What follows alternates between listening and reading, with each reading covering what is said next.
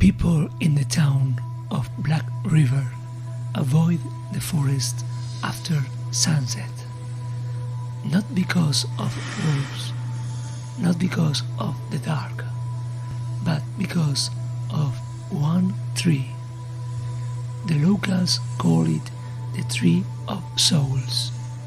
Its trunk is enormous, twisted by centuries of wind and rot. But what makes it truly unsettling are the shapes in the bark. Faces, dozens of them.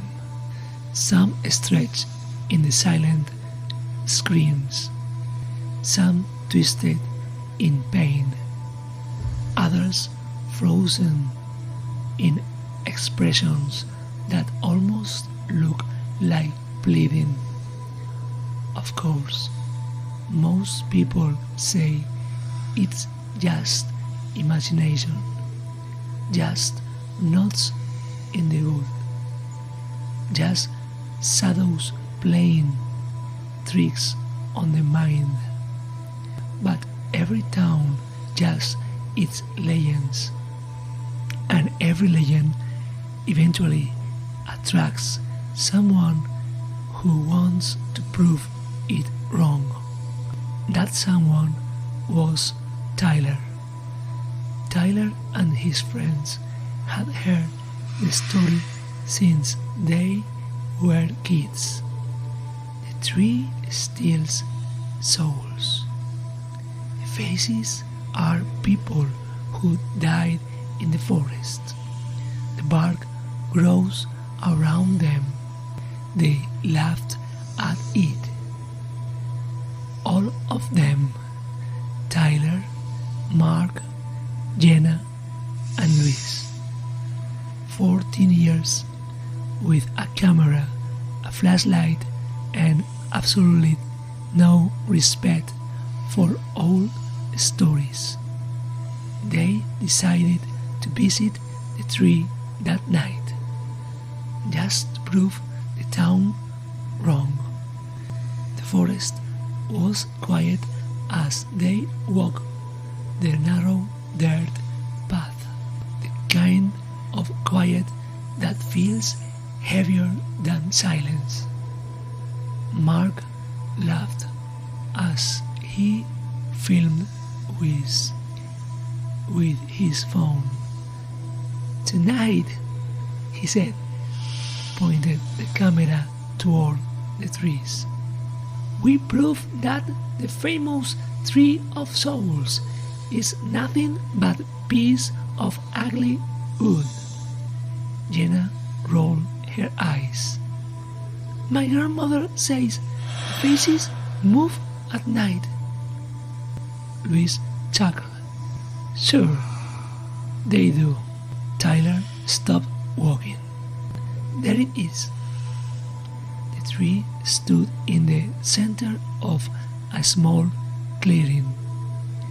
Massive, ancient, its branches stretched like skeletal arms into the sky. And the trunk was worse than they remember. The bark twisted into shapes that truly did look like faces.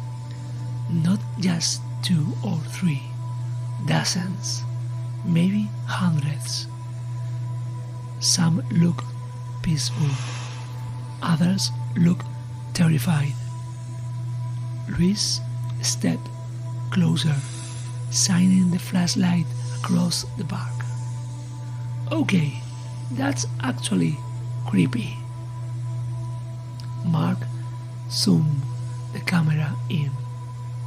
"Relax, it's just patterns." Tyler grinned.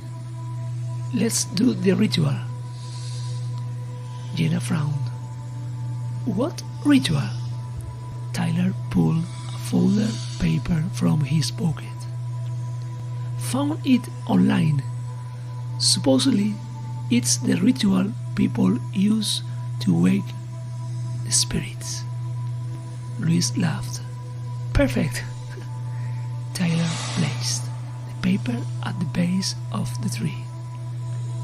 Then he read the words aloud, slowly, mockingly. We call to the souls of the forest. Sow yourself and speak. For a moment, nothing happened. The forest stayed silent.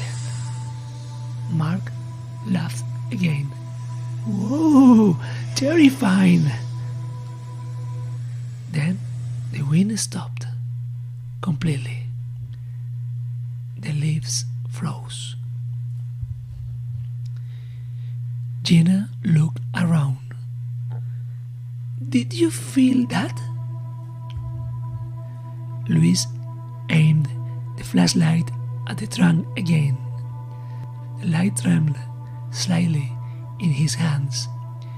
Guys! Mark lowered the camera. What? Luis pointed. That face! One of the shapes in the bark was different. The mouth looked wider now, almost opened.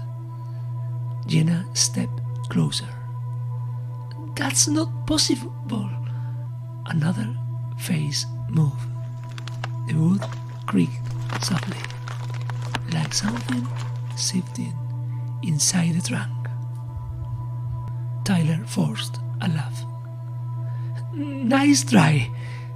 You're messing with us.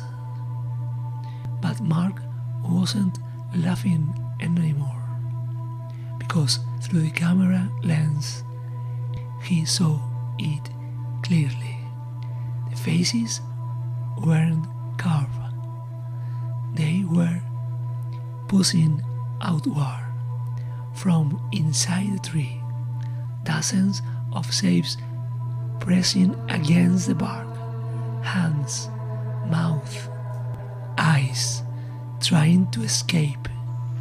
The trunk cracked, a long slow fracture spreading across the wood, and from inside the tree came a sound, a whisper, then another, then dozens voices overlapping, dry, broken, hungry, more. The bark split open. Something pale slid through the crack. A hand, not wood, not bark, a human hand. Luis screamed and dropped the flashlight. Darkness swallowed the clearing.